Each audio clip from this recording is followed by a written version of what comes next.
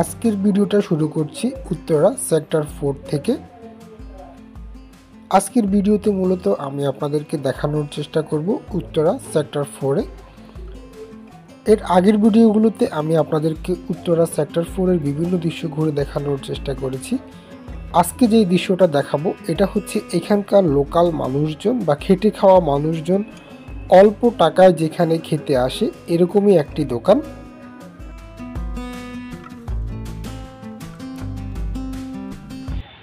এই ডিম ভাত কত করে রাখেন মামা? ডিম ভাত 50 আর এমনিতে বাকিগুলো মুরগি মাংস মুরগি 80, মাছ 80, গরু 180। তো আমি আসলে এখান থেকে যাচ্ছিলাম হচ্ছে ঢাকা ইউনিভার্সিটিতে। আমার একটু আজকে কাজ ছিল ইউনিভার্সিটিতে। আর এই মুহূর্তে আসি হচ্ছে উত্তরা 4 নম্বর সেক্টর। তো দেখে বুঝতে পারছেন। তো এখানে আসলে খেটে খাওয়া মানুষ যারা আছে বা আমাদের মতো অনেক মানুষই কিন্তু দুপুরবেলা এখান থেকে খাবার খায়। আর ওনারা এগুলো বাসাতেই তৈরি করে। আপনারা এগুলো নিজেরা বাসাতেই তো তৈরি করেন না? ওনারা নিজেরাই এগুলো বাসায় রান্না করে, বাসায় রান্না করে এনে এখানে বিক্রি করে। তো এখানে আমরা মুরগি দেখতে পাচ্ছি, এখানে ডিম, তারপর হচ্ছে আলু, ডিম আলু হচ্ছে গিয়ে কত 50। ডিম ভাত আর হচ্ছে আলু, এটা রাখি হচ্ছে 50 টাকা। মাছও রয়েছে, মাছও বলতেছে 50 টাকা করে।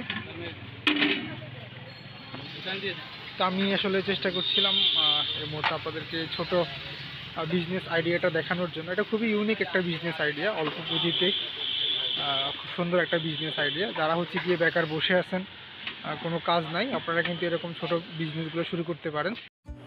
আমার কাছে মনে হয়েছে অল্প টাকা লাভজনক একটি ব্যবসা হচ্ছে এই ধরনের ব্যবসা, যেখানে আসলে অনেক টাকা ইনভেস্ট করতে হয় না বা পুঁজি খাটাতে হয় না। বিশেষ করে এরকম একটা দোকান দিতে গেলে কিন্তু খুব বেশি যে টাকার দরকার হয় তা কিন্তু না। তো সামান্য টাকা যারা আসলে ব্যবসা শুরু করতে চান, আপনারা এই ধরনের ব্যবসা ট্রাই করতে পারেন। আর এই ধরনের ব্যবসার মূল কাস্টমার কিন্তু খেটে খাওয়া মানুষজন। এখানেও হয়তো দেখতে পাচ্ছেন খেটে খাওয়া মানুষজনই কিন্তু এইসব দোকান থেকে বেশি খাবার খেয়ে থাকে।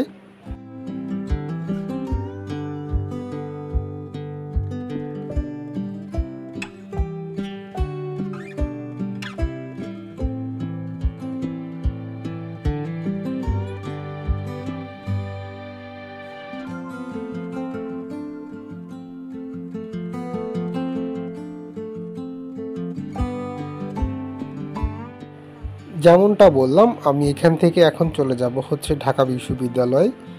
তো এর জন্য আমাকে প্রথমে জসীমউদ্দিন যেতে হবে, আর জসীমউদ্দিন গিয়ে আমি ঢাকা বিশ্ববিদ্যালয়ে যাওয়ার জন্য বাসে উঠবো। আর আজকের মতো ভিডিওটা এখানেই শেষ করব।